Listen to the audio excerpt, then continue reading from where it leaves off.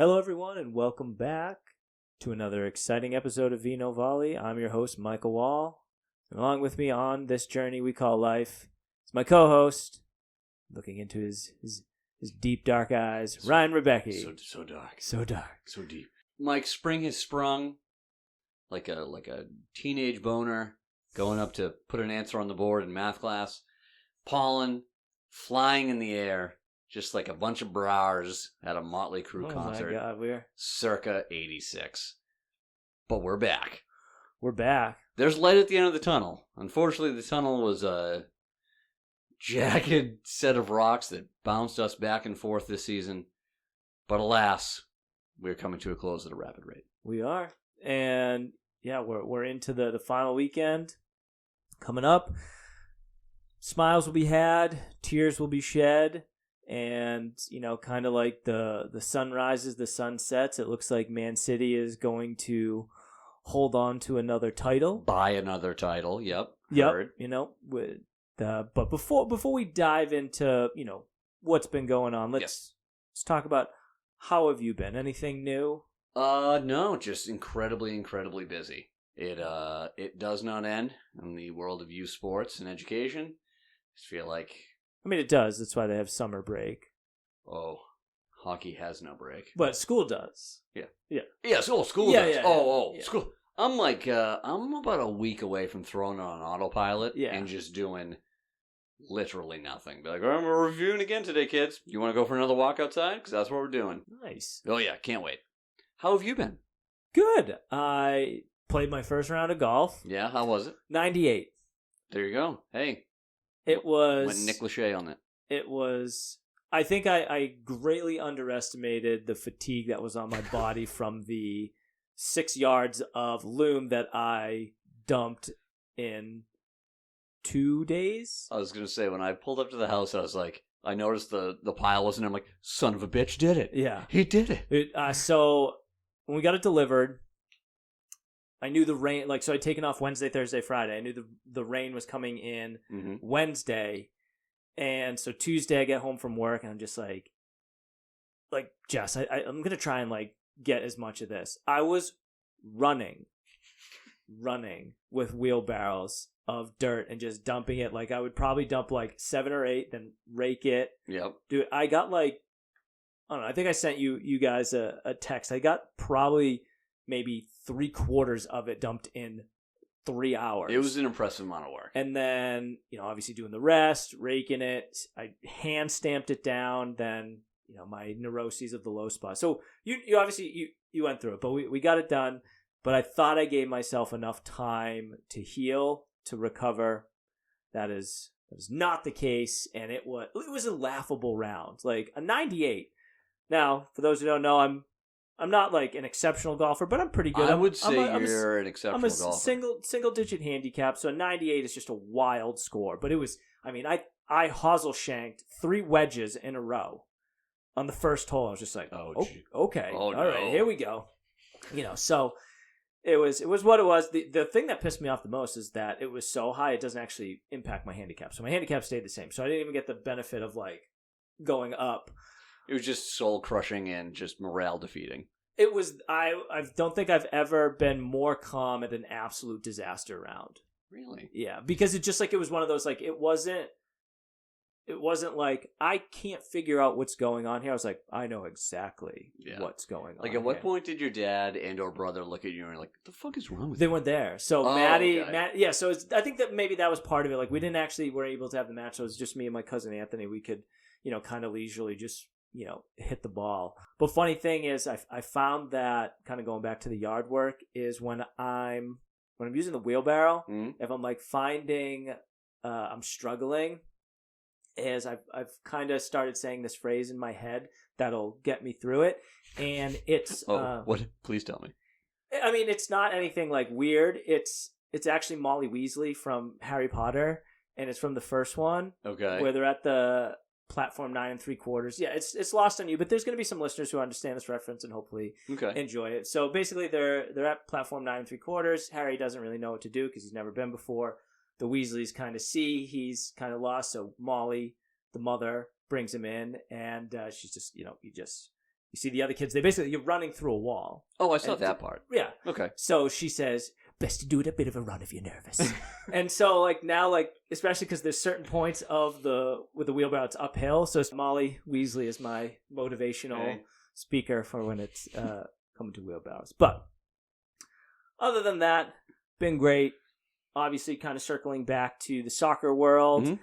You know, it's all over social media. Like I forget the specific podcasts that have Arsenal fans, and you know, we're talking about Tottenham doing them a favor, and you know, and then Arsenal fans setting off fireworks and outside of Man City's hotel. I don't know if I've like experienced it where I know like if Man City was playing Liverpool and they were staying at a Liverpool hotel, I know like there'd be antics. There would be antics. Like it's not lost on me. I'm not naive, but it's interesting that it's not even your game, right? It wasn't Tottenham fans. So I don't know how much that goes on in those where, you know, you have a couple London teams, but it just seemed kind of shitty to me. But I have been seeing now, you know, the realization has set in. You know, the tweets have been posting where, you know, people kind of like not apologizing, but just being like, hey, like Liverpool, like we get it now. We know what you went through, and it stinks because it does. Like. Yeah. It's just one slip up, and it's the Aston Villa game for them. That's really it. If they had won that game, not for us. I mean, we're on a fucking shit slide. No, but I know what you're talking about. But yeah, so I mean, if they hadn't Aston Villa, if they hadn't lost that game, you know, they would be in the driver's seat, and it just shows you just that level of perfection. But speaking of which, that game, the Tottenham game, Tottenham losing to Man City, did now mathematically guarantee that Aston Villa will be clinched the 4th place spot and will be in the Champions League, and that is really cool and kind of a tie back to our episode of Coaching in the Modern Era. We talked about the importance of the coach, the system over superstars. Like that's a team. They are talented people. There's not one single person on that team that'll be like that's a world class player who could get into any team, but they do what they do well. They play the system well, and. Yeah, so congratulations to Aston Villa. Just a quick reminder of our social media outlets, VinoVolley85.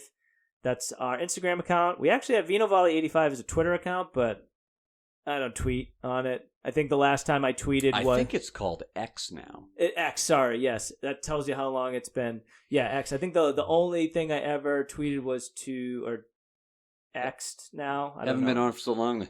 Is it? Start calling it Z. Yeah. Am I right? No. Was to some streaming service to fix their shit. So it had nothing to do with wine or soccer. But it is there. Maybe eventually I'll start posting on it. Who knows? Volley85@gmail.com is where you can email us for any comments, questions you have about the show. If you want to provide your own insight on the most punchable face, we're always happy to hear and read them aloud. And then VinoVolley85@wixsite.com/VinoVolley. Yeah, got it. But yeah, now that we've kind of tied all those loose ends, let's just say to all our Vino Volleyers out there, it is time to pop those corks, indulge in a healthy pour, and dive stud showing into today's episode. Yeah, going hard. So, Rye Guy. Yes.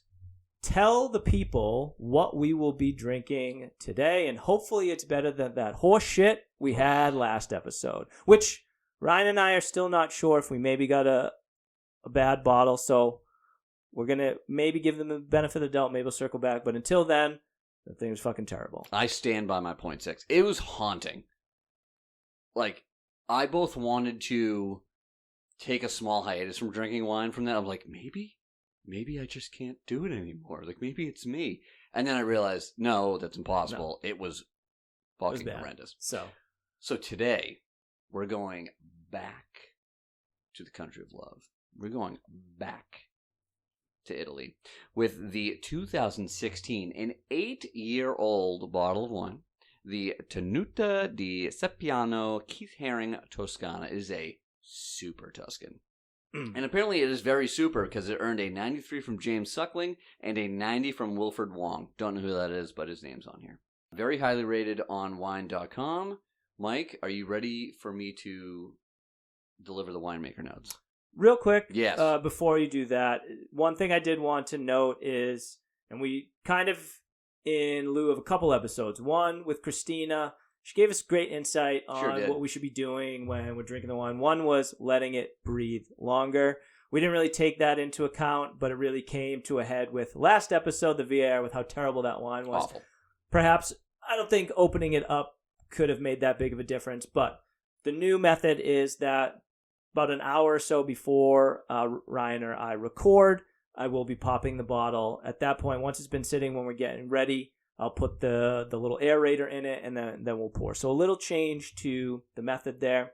So now, Rye Guy, why don't you tell us about this delicious Super Tuscan? Oh, I can't wait. Yeah, okay. So this 2016 Super Tuscan is brilliant and intense ruby red color. Complex with multiple layers of primary fruity aromas of wild roses, cherries, mint, cassis, and licorice. Secondary aromas of resin, oak, leather, and toasted sweet coffee. Intriguing taste mixing sweet flavor of white chocolate, vanilla, and cedar on a buttery bed of oak. Verticalized. I thought you were going to say fertilized. By a gentle acidity. Long finish. Wonderful Super Tuscan blend. So there's a lot to unpack there, a lot of layers. Some of the grammar they use here is not great. I'm reading it verbatim. Go for it, man. No, I did. Oh. Yeah, that's it. So, numerous layers. Listen, we can only go up from last week, and as my grandfather once told me, if you don't know who to pick, always pick the Italian. So, I think this is a good get-right episode. So already, the smell. Familiar. Bold. I thought there was a hair on my nose. Super deep ruby red color, as stated. Familiar smell of like an Italian strong red wine. The alcohol content of this is 13.5%, so lower than what we've been doing over the last couple episodes. Getting the oak, getting the leather. Don't know about the sweet coffee yet. I can see the white chocolate. There's something on the nose that I can't read through it again, because there's something on the nose I can't put my finger on, but it's definitely something I don't think I've really smelt before in a wine. All right, so multiple layers, primary fruity aromas, wild roses, cherries, mint, cassis, and licorice. Secondary aromas of resin, oak, leather, toasted sweet coffee. Mixing sweet flavor of white chocolate, vanilla, and cedar on a buttery bed of oak.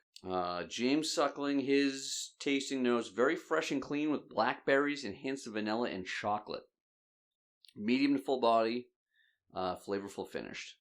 Wilfred Wong on wine.com said, enjoy with a garlic and rosemary infused roast leg of lamb. Hell yeah. That sounds awesome. Yeah. Rustic earth and black fruits. Well, so far the moral of the story is, this wine is good.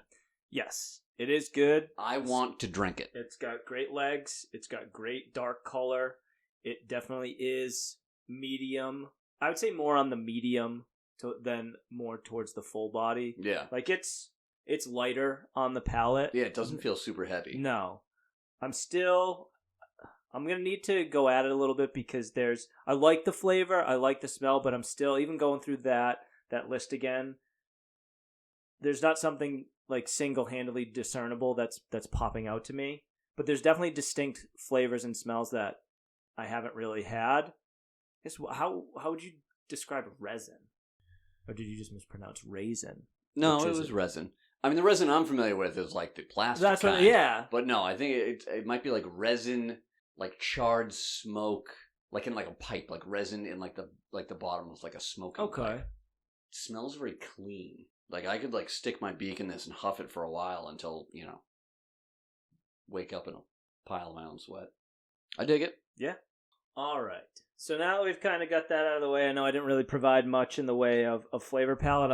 I'll try and maybe at the midpoint if I find discernible flavors. But the reason that we went through and went with an Italian wine is today's topic is, again, probably more on the goofy side, the brevity side.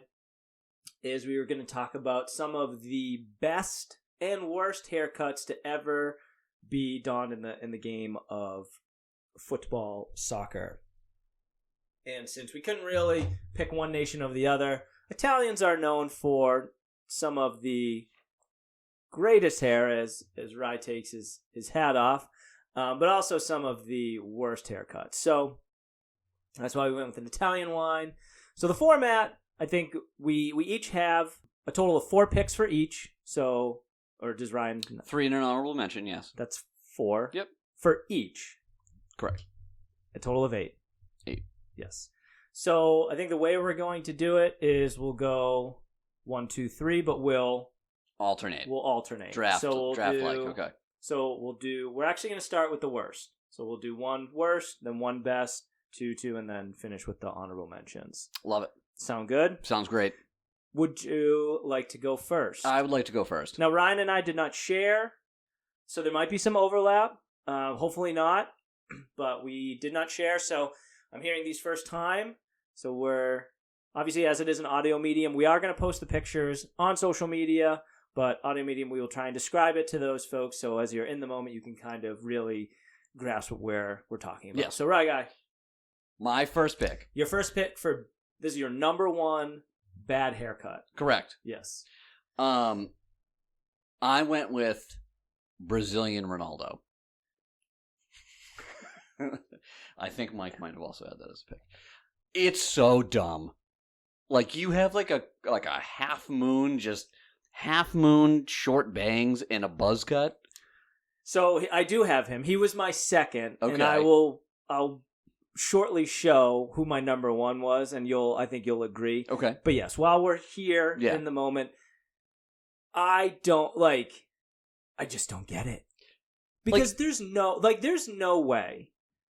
way you went to the barber. Yeah. I mean, I guess like your R9, like you're going to go and you could tell him to shave a dick into your head and he's going to be like, yeah, sure, well, it's iconic. But there's no way he was like, this is going to look so good. Yeah. Now, he could have had a screw loose. I mean, not to mention the fact like he's got a space in his teeth he can kick a field goal in. Yeah, and I'm pretty sure like he's like eating himself 3 times over. He is enormous. Oh yeah. So, but yeah, that thing is just, it's like I want the look of a bowl cut. Yeah. But just a bowl. But just the front. And upside down. Yeah, it's, I think most everybody knows that like haircut. A teacup. Right there. Yeah, it's like, I think I'd be more okay with it if it was literally like the back, if he had just like a back spoiler. Like the same, because it never got long. He kept it at like a 1 and everything. There's someone I actually found when I was going through, like there's someone who had the same thing, but then had kind of like Jerry curls coming out of it. Oh, they like spikes. It was like the lead singer of Prodigy. No. Okay. No. It was, I mean, it was pretty bad, but yeah, that's an iconic, terrible. So bad. Yeah. Yeah, so that's my number 1 pick. Well, that's my number 2. Kind of sucked the wind out of my sails on that. So my number 1 for poor haircuts, I will bring it up shortly. Please do. Is none other than Giovanni Simone, who is the son of Diego Simone. Yeah. And this is what he sports on his head. Now, this can only be described as like feudal Japan samurai, but just fucking stupid. No, it's like the it's oh god. It looked like he went with like it's like the friar tuck. Damn it. Yeah, the friar tuck. But I mean, at least the friar tuck, like if you took the Ronaldo, the R9, and this, and then cut the pony, you'd have the full friar tuck. But it's not like a full pony. It's like a little like tuft of hair.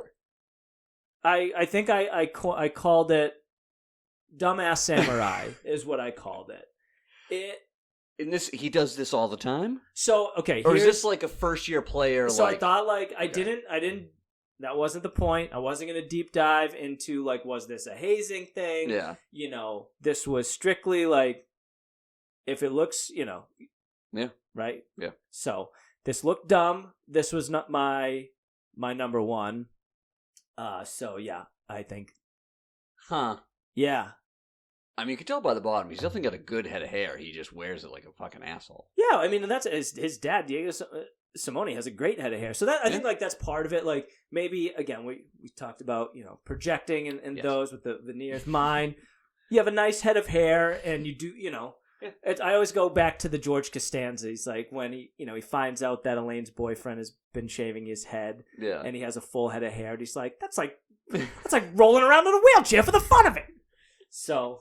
That's my, I think if you you owe it to the world if you have a full head of hair to be better. So that was my support that statement. My first pick. I thought he was just terrible. So I'm gonna hide this again. So who is your number 2? My second worst hair is old long face Gareth Bale. Oh, interesting. It is. I mean, he's not like a handsome guy to begin with. But, like, yeah, like He kind of looks like a monkey. Yeah, but, like, the white guy samurai thing, it's just, like, not many people can pull it off. He can't pull it off. And, like, pictures of him before he had the long hair, you're like, oh, it looks way better when you don't look like a fucking asshole. Yeah. And the fact that it's shaved so high up on the sides and there's so much, like, thick hair on the top, don't care for it, think it's stupid. I think he should, like, if he was going to do it, like, maybe wear it down more because he's just got like a very pronounced squarish. Yeah. Again, Cro-Magnon. Yeah, he's definitely. Yeah, Homo habilis as we. Yeah. Yeah. So. Yeah, that one. While it might not be the worst, it bothers me greatly. You're obviously gonna have to send like the specific pictures. I think we might have the same. Yeah, there's one with him with just mouth agape, just like. Yeah. Dumb, stupid face. So again. My number 2, we'll bring it back. Is the so bad. It almost looks like it would been better if it was just a really good mustache. Yeah, he might also have like the IQ of like a piece of pie. Well, I mean the haircut doesn't help. No, and I think there's like, I feel like there's like you picture a young Luis Diaz who like mimic that hair, and I mean that's not helping. No, Lucho. I mean, you can't afford to be goofing around with that shit. No, definitely. But yeah, it is just I don't understand it. Like it's like I have this here because this is where I head the ball, which is where you don't head the ball. But I just don't. I don't get it. Doesn't make sense to me. Not an attractive man. No, again, doesn't help. Like and now besides the fact that he's absolutely ballooned out, he's got a regular haircut and his face looks normal from the forehead up. Yeah. The cheeks are just absolutely just stuffed with empanadas. Yeah. And just Brazilian salt-rich just meats. Oh man, I've seen him in some of like the charity games, and it's just like, it's tough. What happened? It's tough to watch. But yeah, brutal. All right. So my last pick, and again, I did some searching on this. Like, I went through the generations. There were some people who just, like... There was one I found, some guy did, like, the Croatian flag in his hair. It's like, if you're doing, like, a one-off, like, for a World Cup, or, like, a one-off for, like, a game or two, like, that's not... No, it has to... You have to... Like, if you have your hair like an absolute dickhead... like, for a while, then, like, that's an iconic hairstyle. Yeah. So my last one, Phil Foden. Ooh. That whole, like, season, I was between him and Garnacho, and I know they're more recent, I just think it's just not... It's not a good look. Good haircut. Again, I don't know if it's iconic. It's iconic to Phil Foden. Like, everyone, like... And Eminem. That's the thing, like... His hair is so iconic that he copied Marshall white rapper from Detroit. I don't care for it. I think it's stupid. Did you tell Phil Foden he had one shot, one opportunity to get a better haircut? So yeah, while my list might not be the most iconic, these are the ones that I consider the worst, not only for the person, but just overall for the haircut. Yeah, I think, so far my first 2 were, to the player. I don't think I've seen anybody. My third one is more the player I picked because I think it was one of the worst iterations, but there's definitely other players who have utilized this, and it is the Oof. faux hawk mullet combo. I used Miguel Veloso, but I know in the early days, Neymar has had it. Oh, it's so bad. It's not. Yeah, and the thing is, like, everyone who did it has, like, straight hair, so it looks gross. And it's like, there's just so much going on. Like, the front of it is down, but then the middle part is up, and then you just... So much going on in the back. Like, I think there's 3 different haircuts going on here. Yes, correct. And you've melded them into one absolute dumpster fire. Whereas if you just if you kind of like the top where it's like, like the little bit of a comb over, maybe the RBH. Yeah. It's a regular boy's haircut. Oh, yeah. Yeah. Used to get that all the time as a kid when I had hair on my head.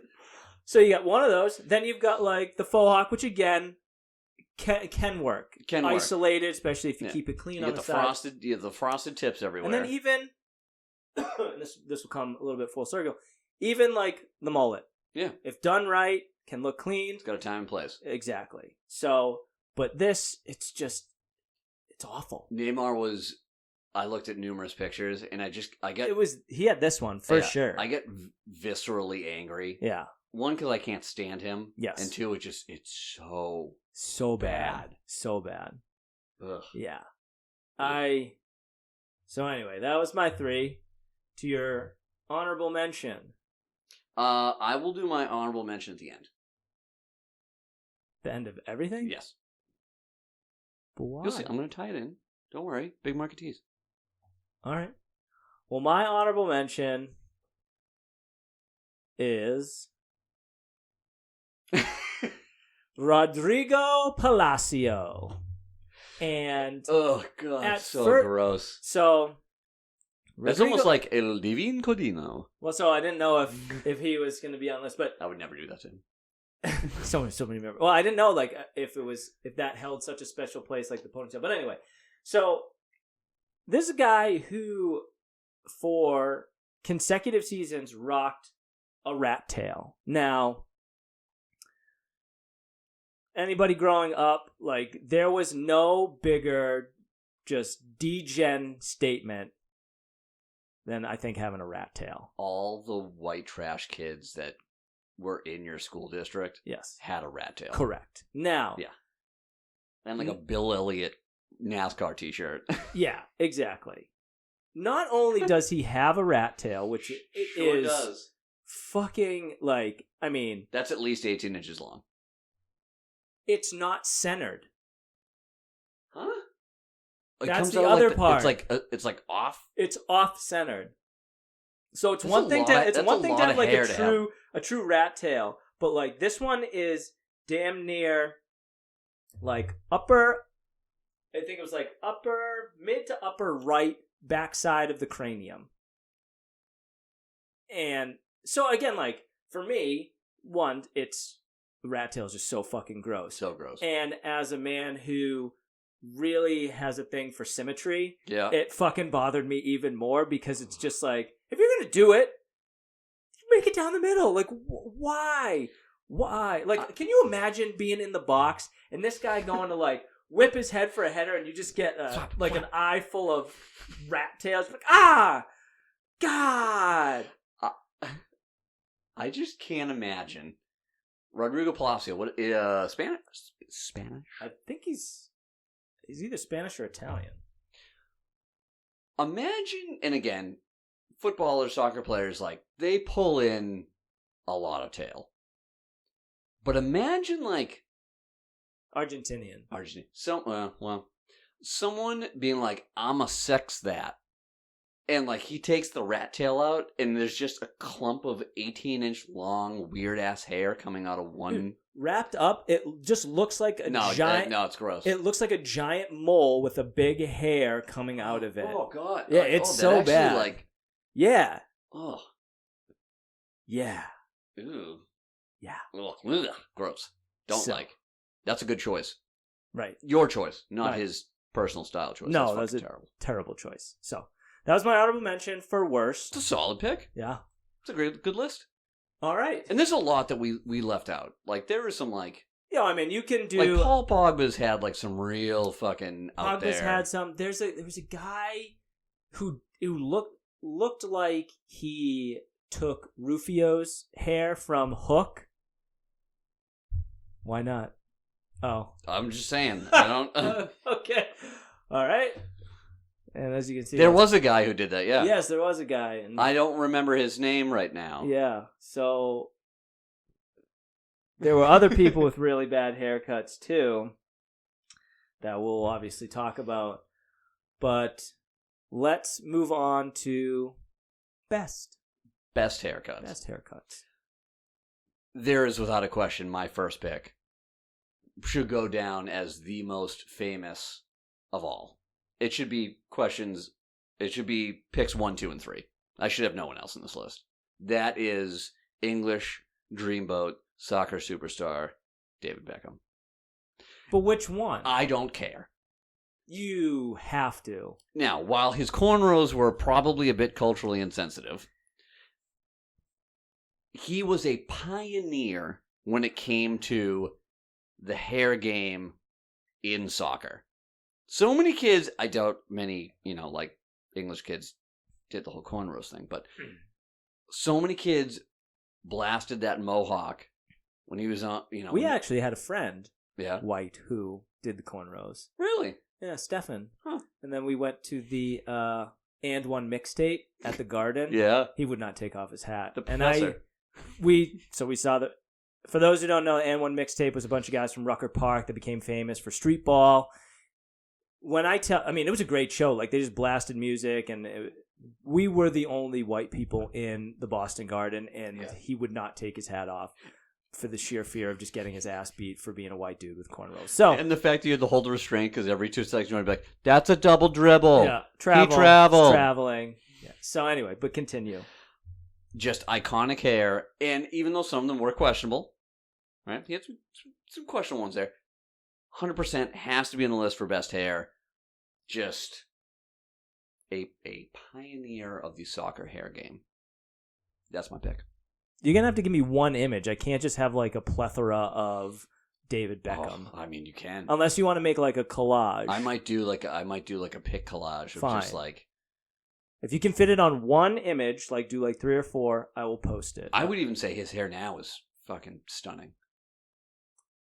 He's a handsome individual. So handsome. So handsome. But anyway. That's my first pick. Mine, I went a different route in which I think this hairstyle is iconic. And not only is it iconic, but it's one of those, you talk about like you had to have it for a season. I'm pretty sure this dude, because I looked him up, is like 61 years of age now, still has the same hair. Go on. And that is none other than Colombian legend Carlos Valderrama. Now this man had... He's my third pick. Is he? Yeah. Oh, that's hilarious. Just these beautiful blonde... Oh, God, so good. I mean, I can only assume it's a perm. I don't know. If it might be just natural curls. It is beautiful. It's what I think Alexi Lawless always hoped. His is, oh my God, is he on your list? Jesus Christ, this is great. Anyway, but I think it was just the iconic flow from an iconic player. Now the mustache. Everything's going on. But he's got like 1 million puka shell necklaces on too. Well, that actually will kind of bring into, I didn't even notice those, but he captained the Colombian national football team from 1985 to 1998, made 111 international appearances, and scoring 11 goals. Dang. I mean, he's one of there's a couple of, he captained Colombia in 3 separate World Cups, which is not, it's a short list. Yeah. But again, that hair, just imagine it just flowing in the wind. Always. Running down. I thought it was a great look, and Me gusto mucho. Yeah, see. But yeah, so that was my number 1 pick. It's a great pick.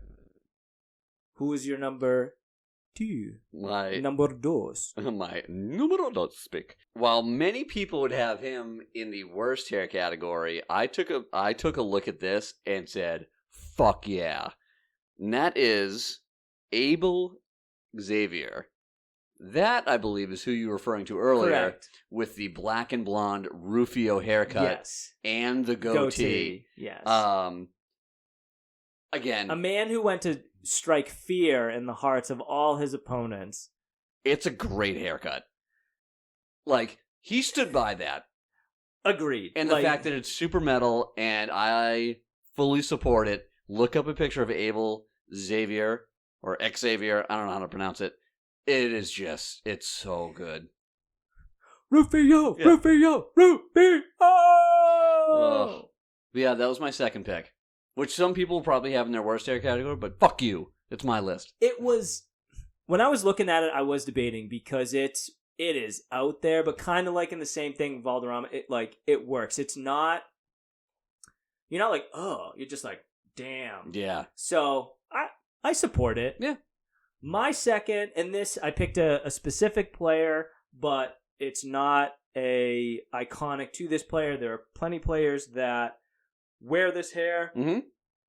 I just liked the nice clean and professional, high and tight on the sides with, a little bit flow on top. Love it. Got to have some product in it. Maybe it's slicked back. Maybe it's one side. Very similar to, I was actually thinking, I was like, your hair. Oh, thank you. Yeah. So, but like Henderson has sported this hair. Yep. I just think it's a very Doesn't professional. move. It doesn't move.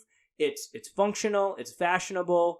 I think it just, epitomizes that. Like that when I think of a soccer player, that's the hair. For some reason, that's the haircut I see. That is true. Like, So, that's, like, I literally walked in the barber one time and I'm like, I want the Premier League fade. And he's like, I don't know what that is, man. And I was like, let me show you some pictures. Yeah. He's like, okay, I get it now. But it does. The picture I chose because he's had some rough haircuts. But Sergio Ramos, although I will never forgive him for what he did to Mo Salah in the Champions League final, I still think it was on purpose. Piece of shit. He does look good in this picture. It's a very handsome picture. So this is pre-neck tattoo as well. Perhaps yes. Yeah. But it's a good haircut. Love it. It's nice. It's clean. This is to me like if when this style was coming into its own, that was always the style I wanted. Unfortunately, it was the latter stages of my hair career, and I was never able to even try to execute it. So it's one that holds a special place, a painful place in my heart. Yeah. As I've always liked his hairstyle. So yes, that is my número dos. Número dos. It's a great pick. My third pick was Carlos Valderrama. Again, iconic. Just watching him run down the field and just bouncing tight curls. So good. And again, he kind of pioneered that idea of like the curly flowing afro. What is it? Cucurella as well. But yeah, just the wild flowing mane. It's so good. Yeah, it's iconic. Yeah. So, yeah, obviously it was my first pick. I fully support it. My third pick, yes. Which I think actually if he had let the kind of like the freak fly would have very similar hair. Okay. But I went with the clean pony bun. That's a great pick. And I went with none other than captain of Liverpool, Virgil van Dijk, who I think he crushes it. I don't want to see him with his hair up. There's a couple times during games it's wild. where he the bun comes loose, and I'm like, I don't want. I'm going to turn away. I don't want to see it. It would take some getting used to, but again, I think like the flow, because there's Southampton days, Celtic days where it kind of had a little bit of flow to it, but like I just think he specifically just how tight he keeps it clean, and just a little bit of the wisp on the. Yeah, it all works for big Virgil and it's van definitely Dijk. a style that has been copied. The toit bun, but yeah, he does it the best. Yeah, it's a great pick. Yeah, so great pick, great style. That was my number 3. Love it. Now on for I'm gonna need you to do your 2 honorable mentions because I'm saving my honorable mention for the very last. My 2 honorable mentions. Which one are you gonna do first? My first one. No, but one's good and one's bad. Are you going to do the good honorable mention or the bad honorable mention? Yes. My honorable mention for best hair is, in fact, Alexi Lalas. Because growing up, again, World Cup 94 here in the States, like, he was the most iconic figure for the U.S. men's soccer team. You had him, in the back with the long flowing log, the red locks. All right, you could, it was an iconic style. Then you had like Kobe Jones with the dreadlocks up front, but he stands out in my mind. And even though I think he went down to the wood, right? He's more like the Ramos now. He's got the clean. Yeah, the clean. Yeah, but still an iconic hairstyle, like, for that time. Would you say though? I mean, his goatee. He had the long goatee. He had a long goatee as well. Yeah, it was grisly. Yeah. But yeah, an iconic player for that. Probably 1 year, but for that World Cup run, especially growing up in my time, our time. Now he may have iconic hair. Yeah. But he is not an iconic pundit. God, do I hate 95% of the shit that comes really? out. Yeah, I do not care for him as a pundit. All right. So, sorry. No, that's sorry, not sorry, actually. No, it's fine. Yeah. And then I had an honorable mention for both categories. Okay. And that is Cristiano Ronaldo. Because he's had some fucking wackadoo haircuts. He did like the long, weird thing for a while. That was like the tail end of the Man U days. Yeah, he kind of had it was kind of like the Euro, the faux he kind of did that, and that wasn't great, which I think is why I appreciated your pick so much.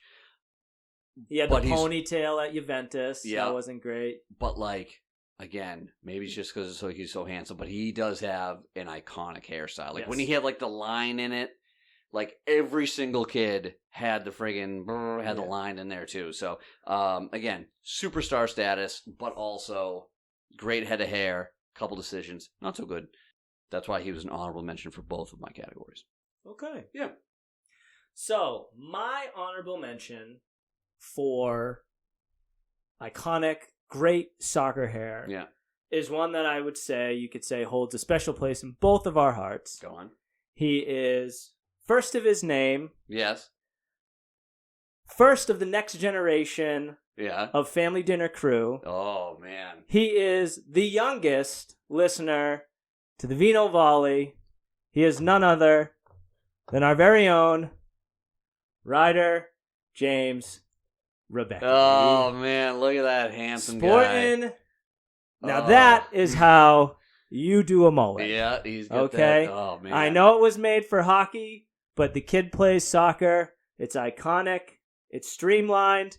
We just wish that he could streamline his pace of play as much as he can stremline his hair. True. But barring approval from his parents that I can post his picture on social media, he is my special honorable mention for best hair. Oh, man. I can't wait for him to hear this. Kid's got a good head of hair. Gets it from his dad. It's nice and thick like his father's. But yeah, he is running just a gross, greasy hockey mullet. But that kid understands hair products. He's got his own stuff. He puts in every morning, gets all duded up. And, oh, man, he is going to friggin' fly through the roof when he hears this. Well, he deserves it. Good for you, Ryder. And that's my final pick. Oh, man. Oh, it gets me right in the feels. Well, talking about feels, let's see how we feel about this wine as we top ourselves off. Yeah, definitely. It's obviously a stark contrast from the last one we had. I think it's a good, easy drinking wine. I think it's mellowed out a little bit since we started. But again, it's not when you think Super Tuscan, you think heavy, bold, like the fact that you haven't mentioned that your mouth is cripplingly dry yet. I tried. There at the beginning there was, but I think I was so befuddled by the palate that I couldn't have any discernible flavors. I didn't want to go to that, but I do feel the moisture being sapped from my. I don't know. Maybe I just have a sensitive salivary gland for what if it's tannic? Is that? It's a word. Yeah. But I'm also crossing the threshold on 90+ ounces of water today, so. I was way behind on my water intake, but yeah, it's good. It's a good It's not as far as I've had better Super Tuscans. Yeah, initially I got the leather. Yeah, But yeah, definitely more vanilla as it tapers off. Wasn't really getting the coffee. Didn't get the coffee. Didn't get the rose. Like I'm assuming just like flowery. Is that what they meant? But not like the sign. Not like Seal. He was married to Heidi Klum for a while. If you're gonna do "Kiss from a Rose," you better try and do it better than that. I love that song. Talking about a man who... Batman Forever. That's right. Yep. Val Kilmer. You saw that movie? I've seen all the Batmans. The one with Robert Pattinson? Yeah, I saw that. Very dark. Like, in color, like, the color was dark. Yeah. Half the time, I'm like, Sabrina, what's going on? I can't... Where is he? And I'm like, there he is. Reds and greens, right? That's what you have trouble with? Reds, greens, browns, yeah. So wait. I also have I also have... What does Liverpool look like to you? It's still red. I'm not an asshole. Oh, sorry. So every time my students find out that I'm colorblind, I'm like, kids, make a line graph. Like, just make sure you don't use red and green or red and brown for the colors. Like, why? I'm like, because I'm colorblind. Like, what does this look like? And it's like a fucking polka dot T-shirt. I'm like, speaking of colorblind, did you know that as we've kind of talked about how wonderful Bluey is, that the color Bluey is that dogs can see it? Sure can. Just fucking love that. It just like keeps on getting better and better. I may or may not have purchased a piece of Bluey. Did you get the grandma one? Was that the one you were talking about? Maybe. We're going to the Burlington Mall. I forget the name of the store, but they do like an immersive, so they're turning it into Bluey's house. We'll be going. Love Bluey. So good. Anyway. The wine's good. It is. I'm definitely tasting like kind of like the right fruit. It is tart, a little tart for me, a little dry. Yeah. But again, I think at this point, if someone were to give me a glass of this, I would enjoy it. If I were out at a restaurant, and I don't think I would necessarily gravitate to be like, this is definitely one I want to have. Right. So I enjoy it. I think it's good, but it's not something that I think I crave at this point. So that'll probably... That's a good synopsis. That'll probably weigh into my score. Yeah. All right. But to that, now that we're at the midpoint, Yep. It's time to get into the backfighting Gesicht. Oh, so speaking of... Oh. So I brought up my German student before. The backpfeifen? Yeah, so I go up to him, they're like working on an activity, I'm like, hey. And he's like, yeah? I go, so I learned somewhere that there's this word called backpfeifengesicht, and he's like, I'm not like familiar with that. So I like looked it up, and he's like, oh, he's like, well, yes, it's a word. He's like, that's a really hard word. I go, yeah, I know. And he's like, yeah, no one like necessarily says it, but it is a saying, but you're combining two. It's like saying slap face. Yes. Yeah. Yeah. But he's like, oh, I'm like impressed that you like know this. I'm like, yeah, well, there you go. There you go. So anyway, on to the backpfeifen Gesicht. Let's please, you go first. Well, we have two write-ins. Okay, oh, sorry. Our main man Juan is back in action again. Yeah, Juan. Short and sweet this time, but we always appreciate the write-in. So, hey guys, appreciate the shout out last episode. It was our pleasure, Juan. It was obviously my fault for not getting the social media posts out soon enough, and obviously I did this time, so happy to have this one on time. I have two players I think deserve a good punch in the face. First one being Jorginho for that annoying penalty technique, and David Raya for having such a stupid face. Raya does have a stupid face. Yeah, he does. And I mean, personally, well, I mean, I guess it's nothing he can do, but the whole Ramsdale Raya thing is kind of shitty, having like two number ones, but yeah. Anyway. It's on hockey. Right, yeah. So, but yeah, no, totally agree. Jorginho, I think you could have probably dug deeper than just his penalty technique, like his style of play, his face. There's plenty of reasons to want to punch him. So, as always, appreciate the write-in, Juan. Hope to hear from you on future episodes. Yeah, man, keep it up. And the next one comes from our friend from across the pond, Pat, and his wife. Pat went in on this one. Now, obviously, we know Pat's a West Ham fan. So does have some animosity from East London, West London, rivalry or London rivalry. And his wife is a Tottenham fan, so obviously a lot of animosity there. So Pat went at it, and we are going to. Wow, I mean, he did once again. Didn't even just do the players. Took at the coach too. Okay. So here we go. So Pat says, "Afternoon, boys. Christ Almighty, where do I start with these arseholes?" First off is going to be his, and he goes, Arteta. The greasy little fucking slimy arrogant prick. Can't stand him. Swear that motherfucker has drawn that hairline on. Tapping up Declan Rice behind the scenes is just so fucking sneaky. I guess that was confirmed by Gerrard. So that was his first one. He went after Arteta. Good. Ben White. Fucking jumped up little lesbian. Again, another pure arrogant little rat. Declan Rice. For very obvious reasons. Now, obviously, Declan Rice was a West Ham player. Yeah. And then came to Arsenal. So there's the animosity there. Don't begrudge him moving at all, but there's ways to do it. Don't be kissing the badge, then be talking to Arteta behind closed doors and singing North London Forever in your first game. Makes his actual blood boil. Is just pure cringe. So yeah. That was he. So we've got 3, and then the one of the last ones, Saka got mortgage eyes. One's fixed and one's variable. And then the picture he sent me is the one he's going to use, and he says he looks like he's in love with his own nose, which just set me over because like the picture, I mean, God forbid with like a weak eye, but just like it looks like he's like totally get it. So I think Saka was. Does he look like my dog? Huh? Does he look like my dog? Well, I mean, like Boston Terrier eyes. Baxter's got like the weird. They go out. Yeah. His has got like one that's like in. And like one, yeah. Oh Jesus. Yeah.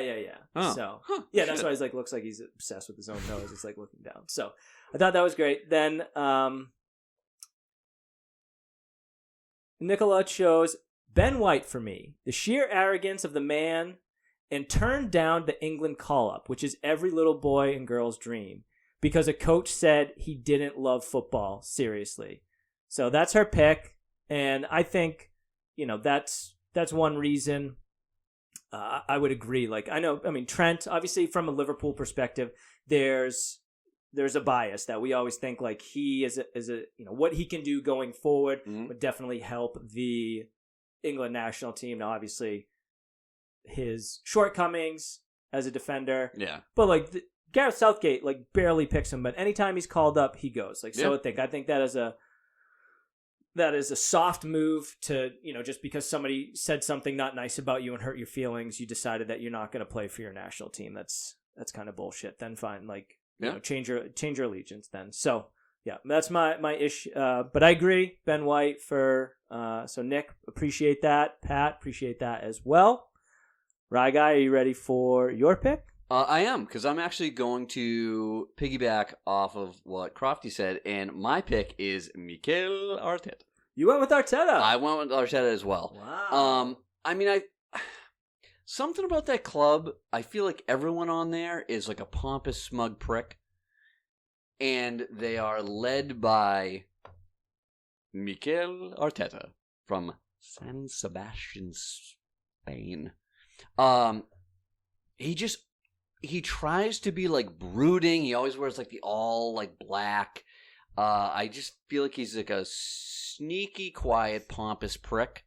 And honestly, is he the right coach for that team? Is my bigger question. That's not the reason I necessarily want to punch him in the face. That's just like food for thought. Because like, this is now going on year 3 of like, let Arteta cook. Like, let him cook. And it's like, he can't fucking cook a grilled cheese. Yeah, no, it's just, is it working, is what I'm saying. Here's my thing. Okay. I don't, because obviously on the touchline, Klopp is like one of the most passionate. Yes. His celebrations. Yes. So like, I can't fault him for getting excited about it, but there's an air of smoothness and coolness to the way that Klopp celebrates. Like it looks organic. Yeah. Even like when he like jammed up his hammy, celebrating. Even that was like funny, but like Arteta just looks robotic. Like, I remember I think it was actually when they beat Liverpool, and he went to the crowd and did fist pumps. If you pull up that video, they're the most awkward. Yeah. It looks like the man's never fist pumped it. Like, fucking throw on Mr. 305, okay? Henri Dale. And, like, learn to fucking fist pump. Like, because it was sheer awkward. So, go ahead. Yeah, and again, as usually some of my decision-making is in size? Yeah, he's a small man? Yeah, he's 5'9". He's shorter than I am, and I'm fairly certain I could take him. I agree with that. Yeah. So I've been working out. Getting beach body ready. Anyway, that's my pick. Don't like him. Think the team is full of smug pricks. And he's the leader of he's the smuggiest of pricks. There you go. So Mike? My pick was on both Pat and Nick's list. Okay. I picked Ben White.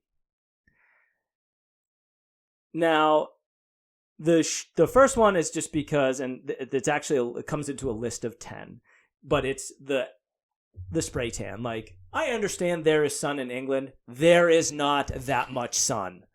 Unless you're vacationing every week, yeah. They're like, and it looks fucking fake. So, and I wish I could find it, but there was a photo way back in the day when we were in college, the website College Humor. Yeah. Which is now, I forget what it's called now. It's no longer College Humor, but College Humor had a picture, and it was the 10 things that made you a douchebag. And the reason partially why it held out to me, because at one point in time, I believe I had 6 or 7 of the things on this list. So the picture of this is how I picture Ben White. So I'll list off the 10 things that at this point in time made you a douchebag. Okay. Was a cell phone on a clip. Yep. Spiked hair, like the real like heyday of NSYNC, like where it's just like from ear to ear, the front was just absolutely spiked up.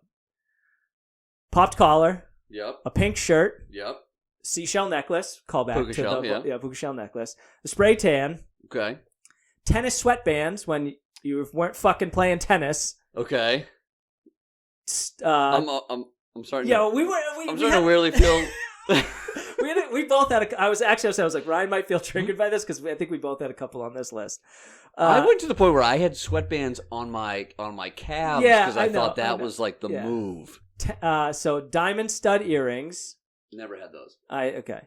You did. Excessive rings, most likely from PacSun or like Hot Topic. And then just like all white shoes, whether it was like a Lacoste, a K-Swiss, or... Yeah. So, I mean, again, we were both guilty of numerous of those. 6 or 7 of them. So, but I look back on those. When everyone's like, oh, like, let's see a picture of you in college. I was like, there's a 4-year span where I look like an absolute douche. And I just like, like I've grown out of it. Ben White needs to grow out of it because he looks like an absolute douchebag. And for mostly, maybe some hatred that I have deep down that I sported those looks for that long, but for the fact that you're a professional athlete and like no one's buying that's a natural fucking tan. No. So that is why I personally want to punch Ben White in the face. Love it. Even though yeah, I know it hurts. Both of us are. It hurts. I'm very triggered right now. Yeah. I never popped my collar. That's one did. thing I did not do. You sure I did. I popped it. Anything that had a collar was popped. Even a fucking oh god, even a button down, dude. The pictures are just so hard to look at. Hey, we were young. We're beyond it. Now I just buy all my clothes at Target. Anyway. So this would almost be a team we could like circle back on. Also, speaking of Arsenal, and this one hurt me a little bit. Was this also over the past week? There was a big to-do about Anne Hathaway in the interview, and then Anne Hathaway and her co-star are Arsenal fans, and Leonardo Trossard. Yeah. God, I love Anne Hathaway. Yeah, I do. Oh God, is she fucking beautiful. Anyway, yeah. There you go. So now that we've wrapped that up, why don't we kind of circle back to this wine, give our final thoughts, and then we'll talk about the wine that we will be drinking next week, as well as the next team for the Berghain Gazette. So all right, go. The wine's definitely not as bold as I think I wished it was. It has a good flavor profile. It's fairly smooth. It stayed pretty consistent throughout. If I was to give it a numerical value, it's not going to blow your socks off, but I think for the most part, it is a quality, consistent Italian red wine. I'm going to go 7.4. Okay. On this one. So, yeah, I don't feel like I'm off, but for some reason there was no one single flavor that popped out to me. Like the last few, you could be like, well, obviously like sour blueberries or, shit. Yeah. But yeah, so like raspberries, vanilla, oak, tobacco. Like there was it's a nice, well-rounded flavor. It is a easy drinking wine. Again, I think medium bodied. I don't think you could call this full bodied. No. So I think it's I feel like it's on the lighter side. Maybe I've just been drinking heavier wines lately, but I think it was good. Again, if someone gave me a glass, I would enjoy it. I would not ask for another if there was other things to partake in. So I'm going to give this a 7.1. That might be the closest we've come in scores. I think we might have had a few, but yeah. So yeah, I mean, again, good if you're wine. looking to pick it up, it's a bottle with a outlined man teabagging a grape. The picture's on our Instagram account. Yeah. So also, if you can't get over to Yankee Spirits, Wegmans does carry it as well. That is correct. So, all right. So for our next episode, I wanted to talk about what we're going to be. So we're gonna try and get another episode in the month of May, and what we're gonna be doing is, as we've this is the first time that we've had the podcast that we've reached the end of a season. It's true. So really, what it's gonna be is kind of a recap of the season as a whole. Probably throw a couple stats at you, but some really key moments. Right, key moments. Actually, exactly. But the other focus of that, and really comes into with this sport unlike any other, is the beauty and agony of relegation. As we will see 3 teams go down. One of them is going to be one that has become very dear to our hearts, Luton Town. Yeah. So, but and with that, we're gonna have 3 new teams come up. One of which is again another one of those like really small. So Ipswich, another team that's going to be coming up. So again, those cool stories, and in kind of tying the the beauty and agony of relegation with teams coming up, these new teams, we wanted to tie in a wine, maybe something that was an up and coming wine. And so really, what I've been more lately been having is these Australian wines, and I think Australian wines have becoming more popular, especially in the United States. So we have a Australian wine. What is it, Rye, that we're going to be drinking? It is a 2019 Shiraz from Grand Barossa. So yeah. So we're running next episode. So hopefully that is a Shiraz. For those, Shiraz is also a Syrah. So this should be a very bold, full-bodied wine, which is one I'm very excited about. And again, as I said, 15%. Yeah, it's gonna get you. It's gonna hit you. So yeah, we'll have some fun with the end of the season. Kind of talk about where everything ended up. There could be some surprises. There could not, but we'll bring that all to you with our thoughts on that Shiraz. But yeah, we would, as with every episode. Everyone. It seems almost like we say the same thing every time. Consistency is key. But we would love to keep going. But after VAR review, which may actually be going away, I don't know if you saw. Love it. Wolves put in a formal letter to remove VAR, and it might actually go to a vote. And obviously they brought up a lot of things that the integrity of the game, not being able to celebrate. So I'm not for it. I want it to stay. I just want it to be better. Okay. Because again, my thing is as we talked about, I don't need to rehash. But after VAR review, and potentially for the last time, we are officially out of wine, and thus we'll need to put the final cork in this episode and say, listen to us next time on another exciting episode of VinoVolley. So Rye, please do us the honors, taking us home. Enjoy your final Sunday of the season.